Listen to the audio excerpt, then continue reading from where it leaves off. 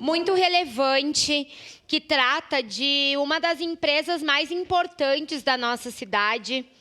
Falar da importância da Codeca Pública é quase chover no molhado, porque na saúde a gente consegue ter um exemplo claro de tudo aquilo que é terceirizado e deixa de ser de responsabilidade direta do poder público, é precarizado.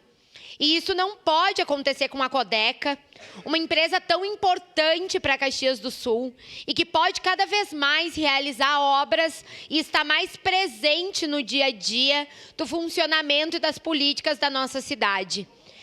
Mas eu quero aqui aproveitar esse espaço da declaração de voto para falar o porquê que eu votarei sim a esse pedido de informação e o porquê que eu voto sim a qualquer pedido de informação que venha a essa casa. Porque eu, vereadora Estela, poderia ter essas mesmas dúvidas apresentadas no pedido de informação escrito pelo vereador Lucas.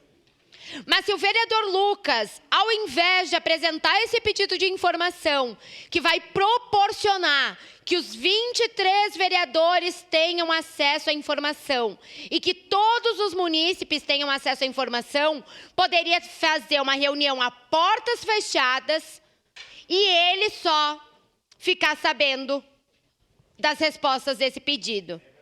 Quando a gente apresenta um pedido de informação, é porque a gente está abrindo mão que só a gente saiba.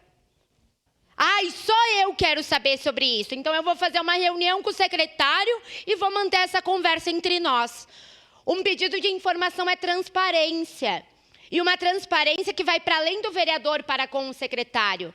É uma transparência que fala diretamente com os 23 vereadores e com os quase 600 mil habitantes de Caxias do Sul.